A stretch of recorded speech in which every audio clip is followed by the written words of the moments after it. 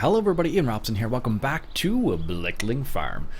Alright, we got what's going on today. As you can see, I'm down by the beef and cattle area. And we actually have 74 pigs, and I guess we would have 74 cows as well. 75 cows. So, what we're going to do is going to sell a load of cows or pigs. It really doesn't matter. I don't even know what the price is. Let's check up here. Let's see what they say for the price of pigs and cows. Here we are. And it's $100 a ton for the beef and $72 a ton for pigs. And I guess there's only one place you can really take them. Yeah.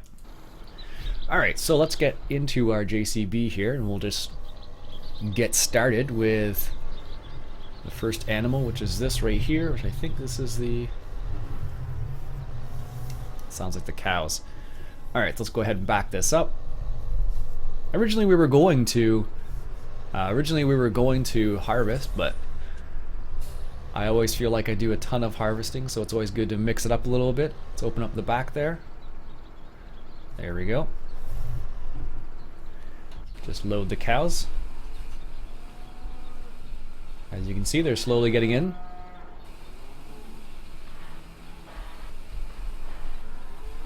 I don't know how many we can fit in here. It says 54, but I didn't think it was going to be 54. There we go. Close that up. And it's $100 a ton for the beef cattle. So, where is the butcher shop? Brewery. Okay. Not too far from here. So let's go this way here and head out. So I feel like it's been a long time since I sold beef. That's one of the reasons why I decided to sell the beef as opposed to harvest. Because I do a lot of harvesting because it's one of my favorite activities. That's the reason why I tend to do it a lot. But it's good to change things up every now and then. So sell some of these cows off and make some money from that. Because I think one of the things we're going to want to do soon is replace our current harvester, because our current harvester is super small. And this map is a lot bigger than you would think. That's the spinnery. Here's the butcher right here. So, good thing we have the small trailer, because it makes doing these types of activities really easy with a small trailer. Normally I would use like a big semi to do something like this, but having a smaller trailer like this makes your life a lot easier. There we go. Now let's back this up. That looks like it's okay. I can't really see around it. Oh, it's not too bad actually. Guess I could go outside. That would probably make my life a bit easier. Sometimes doing stuff from inside the cab doesn't always make sense. Here we go. So let's go ahead and back this up, and we'll open the tailgate up here. There we go. And there we go. So we're at 68,000. Let's see how much money we make after unloading these 20 cows. Not that much actually. We're getting $104 per cow, it looks like, which is not what you would get in real life, that's for sure. I guess this is about $2,000, I guess, then. Apparently one cow is 1 ton, I guess. But in real life you would make a lot more from cows than that. That means that dairy cows are... It's funny, like in this game dairy cows are like almost always more lucrative than beef or pigs. Just the way it works sometimes though. That's not too bad, I guess, then. We got a couple thousand, 3,000-ish, 2,000, 3,000, somewhere in there for one load. So we have a few loads, so that's really not as much as I thought we were going to make, to be honest with you. I thought we were going to make, thousands, but a bit more than a couple thousand at least. Oh well, that's the way it goes sometimes, I suppose. Alright, so let's take one more load, I think. Let's take a load of pigs this time. We'll make even less money from the pigs. I don't know what we hit there. Must have taken that turn just a little bit too sharply. And it looks like we have manure again that we'll need to deal with. And here's the other building right here for pigs. So let's go ahead and straighten her out here. There we go. And here's the pig section. And unfold the tailgate. There we go. Load the pigs. We'll probably get a few more pigs. That's weird. Why is it only loading one? I wonder why it's the case. Where's the actual trigger? It's like all... Oh, okay, I see. So I actually don't even need to be that far in. The trigger is actually like right... I don't know if you can see it, but it's right in the middle. It's a little tiny, tiny trigger. I hate when that happens. So like, watch. I'll have to put the trailer right in the middle here. There it goes. Oh well. The benefits of having console commands, because like if you don't have console commands, you're just like, where are they going? Second layer going in for the pigs there, which is good for us. Probably get a bit more than 20 pigs. Yeah, definitely, which is good. So as you can see, our numbers of pigs are going down slowly. It looks like we need to give our pigs a little bit more water, a little bit more straw, and otherwise they look okay for TMR. All right. Looks like our pigs are good to go. Close that up. Take the pigs to the market. So we should make a little bit of money from this as well. So this is where having a bit bigger transport trailer is nicer, because then you can just take them all at once, as opposed to a small trailer like this. And yeah, it's not so bad. So after this, we'll have to check. Actually, we'll just stop right here because we're driving right past it. So let's hop and just check this field out. So I did spray a little bit of liquid fertilizer down just to bring up the fertilizer and moisture levels, which looks good now. And then we can go ahead and harvest that. So if we sell our current combine, we still won't have enough money to buy a bigger combine. So maybe what we'll do is we will rent a combine. Some people have mentioned the fact that, well, what happens in real life is if you rent a combine, essentially you're like hiring a contractor to come in, and hiring a contractor to come in, that's basically what happens. Like if you rent a combine, quote unquote, you're basically hiring somebody to come in and do it for you. From what people have said, at least in some of the comments, that's what they've mentioned. So that makes sense though. Alright, here we are again. So we can do it like this. We'll try it a different way this time. Do a little circle. And straighten her out. And there we go. Line this up. Just like that. Perfect. I don't know if it looks like you actually need to open up the back. Not really. As long as you press the right button, it's fine. Alright, so we're making $71 per ton, however many tons it is for the pigs. It just seems like it's $70 per pig. That's what it seems like, at least so. Which is fine. So we have a couple options in harvesters. We could always, I think what we might do is we might sell this harvester. So we'll get 75 from that and 16 from that. And then we can just rent a bigger harvester, because I think it will just take forever with a small harvester. Because we have field 12, which is fairly large. That's all oats, I think it is. Oats, yeah, all oats. And then we also have field 4. We can actually do sugar beets. I think we'll do sugar beets. So we'll rent a sugar beet harvester and get that started. There we go.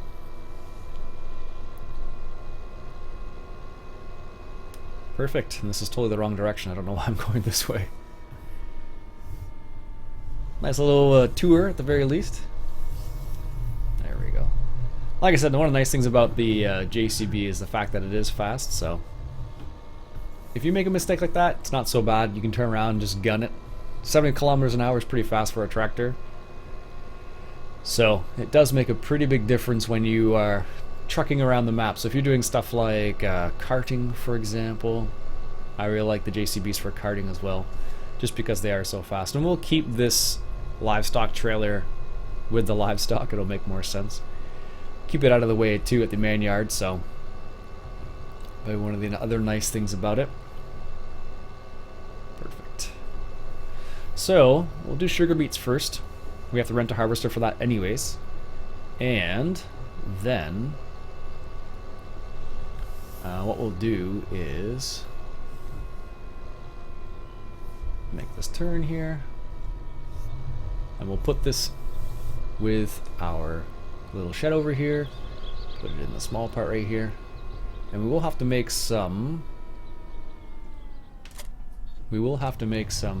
more silage bales from the looks of it. There we go. Alright, so let's get back to the main farm here, and then what we'll do is we'll get the sugar beet harvester out, or rent a sugar beet harvester, and that'll start down there. Actually, it's almost worth just driving the sugar beet harvester from the shop to the field itself. It's only a small field, mind you, relatively small field, so that will that'll definitely keep it busy for a little bit of time. So we're going back to the main farm, of course, to get a trailer so we can actually unload the sugar beet harvester. And the funny thing is, there actually is only storage at the main farm, or so I noticed, for sugar beets.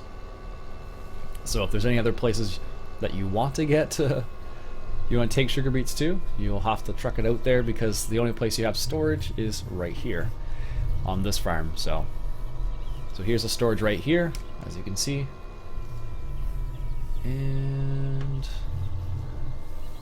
both of the trailers are right beside us here. And we'll take the Stewart trailer because it holds a bit more than the other one. So we'll just get that hooked up. There we go.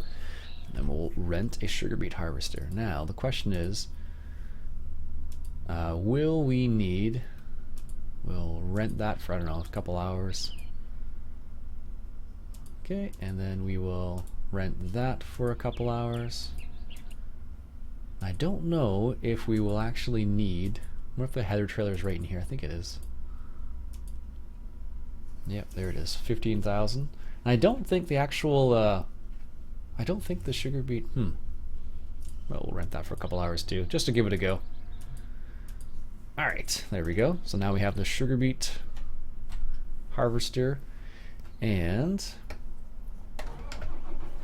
this thing is huge. You don't realize how big it is, but like, I can't imagine, why do they always do this? If you look at where it's actually placed, luckily this thing's fairly maneuverable for its size, but like, if I try and pick up this header, which is what I'll have to do here, I'll have to basically just bump it, because it's just the way this yard's made, and where the purchase spot is just not convenient at all. There we go. In reality, I really don't think we need this, but I don't know if this even has a, does it have a hitch on the back? It looks like it does. Alright, let's find out. I think this is the way it goes on here.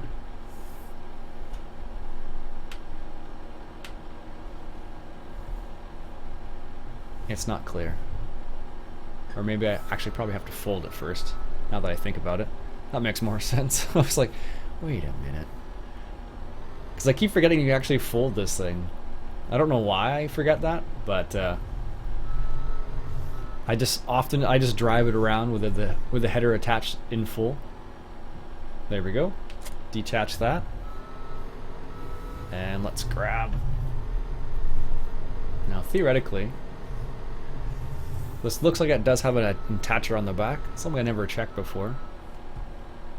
But it looks like it does right there. So as long as you line up your trailer, here it is, perfect. So just take it easy out to the field and we should be good to go.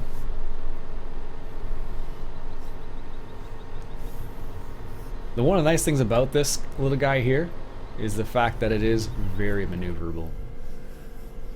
Like, surprisingly maneuverable for its size is what I'm referring to.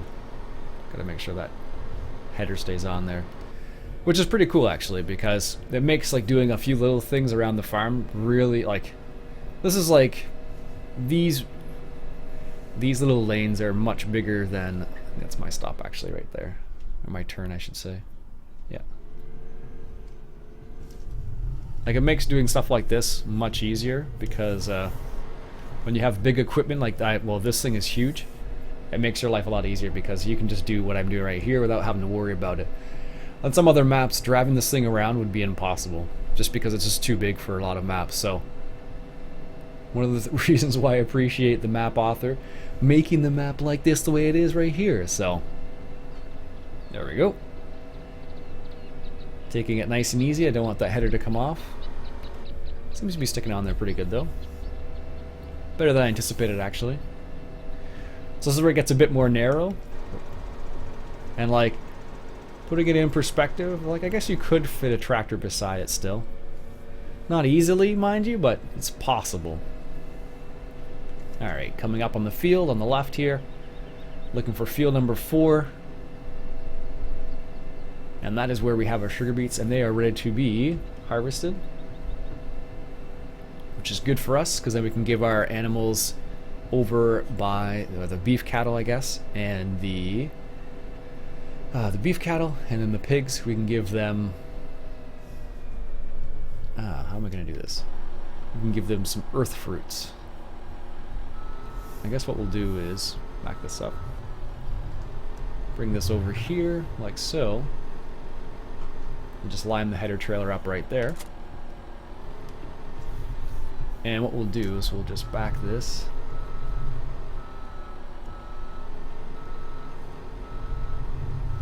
Straight into here. And we'll attach this right to the front like it's supposed to be. There we go. And then back this up to the corner here. Might crush a little bit of the sugar beets, but not too many. Perfect. Look at that. There we go. I guess we could enable crab steering. I don't think it's really necessary. Alright, let's fire this guy up. There we go. And it's probably telling me I need to unfold my harvester. That's the reason why it's not working. I'm surprised you didn't get an error message, actually, because usually what will happen is if you do something like that, it'll be like, you need... So it's actually, it was defoliating, but not harvesting the sugar beets. That's kind of interesting.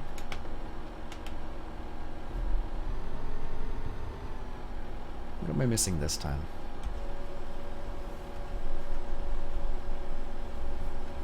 Turn off header? Nope.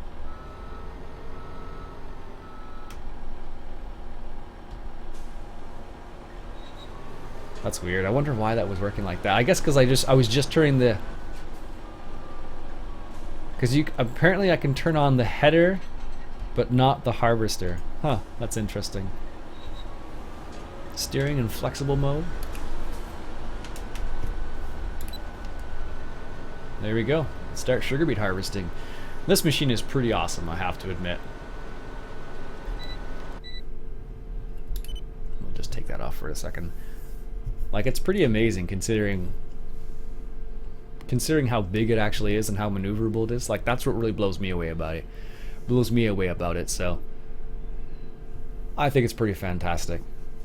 So it looks like we're gonna get a decent yield. We got 35% moisture, which isn't ideal. We need 57% to get 100% moisture or 100% yield.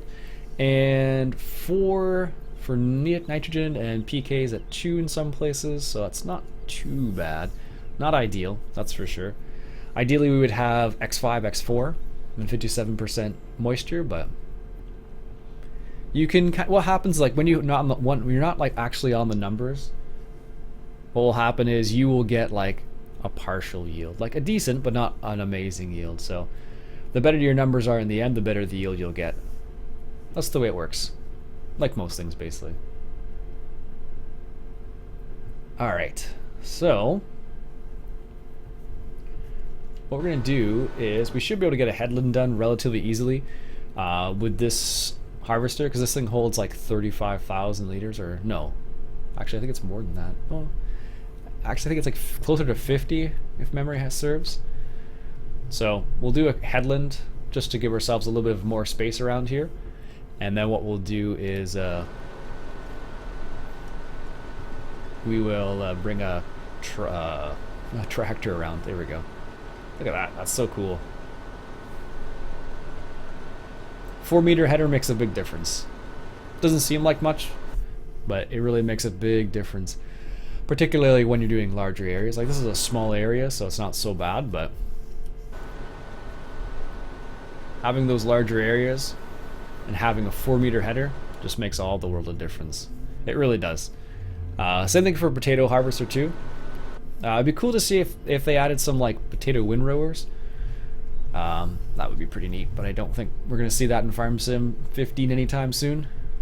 So basically what a potato windrower would do is it would pull the potatoes out of the ground and then just drop them back on the ground again. And then you'd come around with the actual potato harvester and just pick them up. That's the way it kind of works. Very nice. I guess I can turn this off. There we go. It looks so strange. Again, if you're wondering what that mod is, that Maxi overlay, it's from Decker. He recently released that. Yeah, it was like not too long ago, a couple days ago, basically. So you can use that, and basically all it does is it shows you what crops you have, and you can change the colors, and it shows you whether the crop is ready to be harvested or not. It's a very cool little mod. Something so simple, but it really makes a big difference. Like especially on like bigger maps like this, for example, like you're like, instead of going to like this screen and being like, okay, let's take a look at this. Okay, this one's ready to grow. This one's grown. Okay. It's kind of a way of like continuing what you're doing and still kind of like keeping up on what's what sort of idea. And that's the reason why I think it's a fantastic little mod. It's something so simple. Something so simple. Anyways, let's close this again. Take the colors off because it really pops up on your screen, and it's like, it seems like a little ridiculous almost. There we go.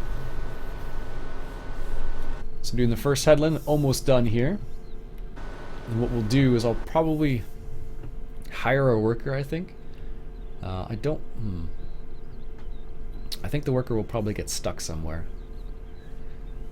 If I had to guess. Just because the way it's set up. Yeah, I'm fairly certain he'll get stuck.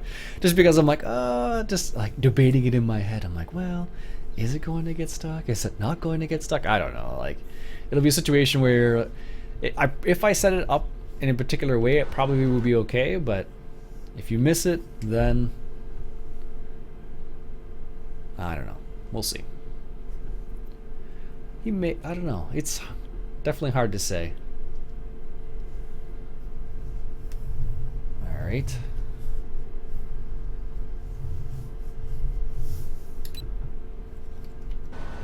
Is it missing any there? Nope. That's not too bad. I guess I could do a second headland.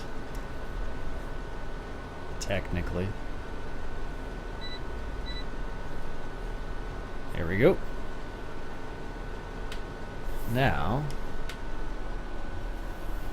let's lift the header up. No, I won't be able to maneuver this thing. Not with this much space. It'll definitely need more space than this to maneuver.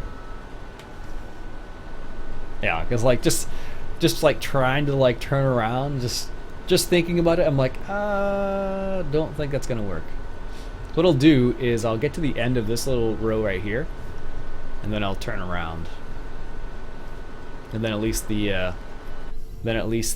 pipe, that's what they call it in here, is on the right side.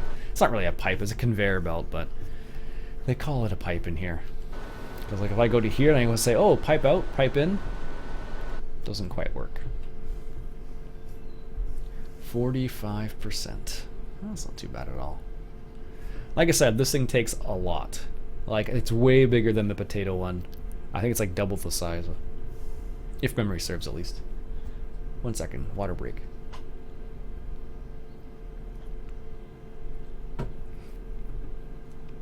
Alright, now I should have enough space here to turn around.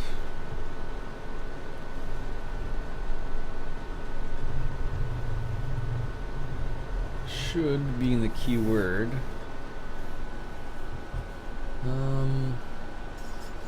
I don't know if actually we will. Let's see. Not really. Kind of, not really. Is the way I'll say it. So what I can actually do is I could just do this on both sides and then go. It's not very efficient though. It means it's gonna turn even more. Unfortunately. I wonder if courseplay will work with this. Let's see here. We're in field 4. There we go. With this 4 meters, starting corner northeast, heading south. Let's do 6 headlands, and we'll go for that. Nearest. And which way is it turning?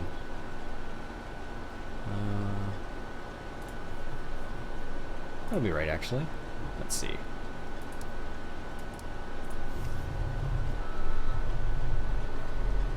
It's not too bad. Let's see what happens with the second headland. Oh, it actually does work. I was kind of curious because, like, some people were saying that it doesn't work with courseplay, but it wasn't this specifically. It was actually it was the other one, and the other one I'm referring to, of course, is the Terra variant, which is the other thing that comes in the Homer DLC. That's the one they were saying didn't work. Attach grain body. I think I actually need the manure body for this. Attach silage body. I think this is the right one. It's strange because it'll actually accept potatoes and like sugar beets, but for whatever reason, it only accepted in the manure body, which seems a bit strange. Like, it makes sense. Like, it would make more sense if you could take it in the grain body as well, but whatever. I didn't make the mod. And we do have the other one. I don't think it makes a difference. This one actually holds a bit more, so that's the reason why I'm using this one as opposed to the Teco one. But all right. Look at that epic stop. It's like we have racing brakes on this thing. I do like this JCB for this speed. Like, the speed alone makes this pretty awesome to drive around. On a map like this too, because you're trucking a lot. I suppose I really should get like a truck at some point, but I don't think it's super necessary. It would probably seem almost out of place, actually. There we go. Let's get this guy. And let's hop on into field number 4, which is this one right here. And our sugar beet harvester should be... Wow, he's actually making pretty good speed. Alright, so let's go ahead and... well, he missed that little chunk right there.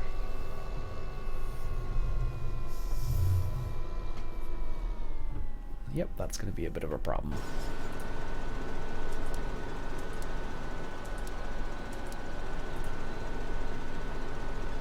Alright, let's hop back in this guy. And what I think, actually I should probably just drive him. This is like the worst thing that you could even... It looks terrible, but it happens sometimes. Courseplay. It's the way it works. That's fine. I've harvested sugar beets in so many random ways. This isn't that random, to be honest with you. Well, we're only at 75% fill level too, so like technically we have even more, so we can do an extra 25%, which is pretty crazy when you think about it. Alright, let's get this little section here. What we'll do is we'll just make this turn here, and then I'll just back up and unload. There we go.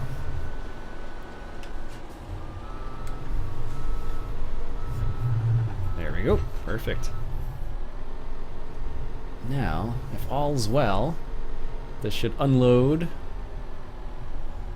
Survey says, do I have to manually? Nope, there it goes. Perfect. Yeah, it's really strange. It needs the manure body, which I don't understand, but that's the way it works. Perfect. So what I'll do is I'll continue working on this off camera, and then we'll go from there. That didn't even unload all of it. That's crazy. And we'll go from there. So what I'll do is I will see you next time, folks. My name's Iain Robson. I hope you enjoyed this episode of Blickling Farm, and if you did, why don't you go ahead and hit that subscribe button for some more Blickling Farm. I'll catch you guys later.